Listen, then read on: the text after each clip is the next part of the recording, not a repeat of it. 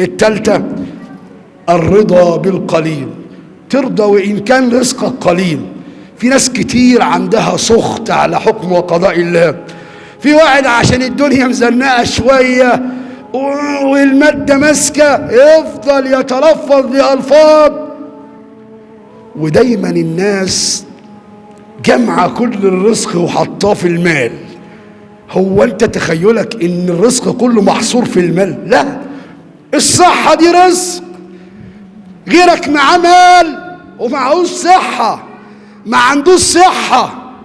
غيرك معاه مال ومش قادر يمشي، غيرك معاه مال ونايم على فراش المرض، غيرك معاه مال ومعهوش صحة يتمتع بيها. يبقى المال أفضل ولا الصحة؟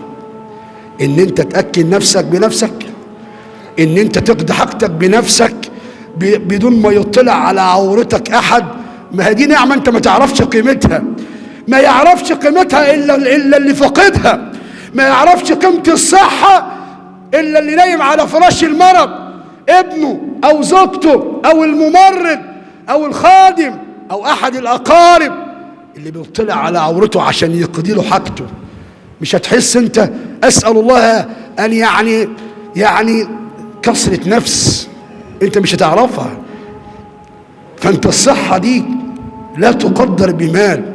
غيرك مع مال ومع ابن عاق، مع زوجة بذيئة، انت حياتك بسيطة وهادية ومعاك ست ما شاء الله كريمة جميلة بتدبر لك بيتك وسعداك وبسطاك. يبقى المال أفضل ولا واحدة منكدة عليك حياتك؟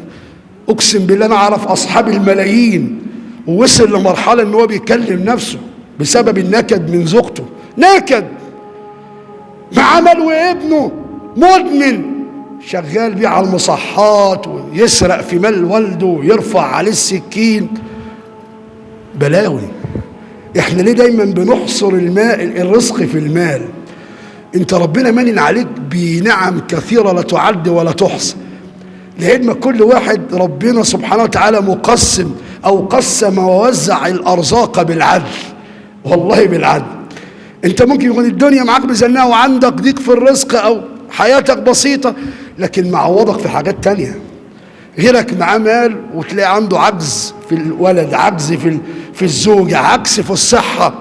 انت ربنا كرمك عندك ام واب بيدعوا لك، حوالين منك ناس بتحبك، فدي نعمة لا تقدر بمال. اللي معاه مال ده كل اللي حوالين منه عايز ينهش منه، بيحبوه عشان ماله.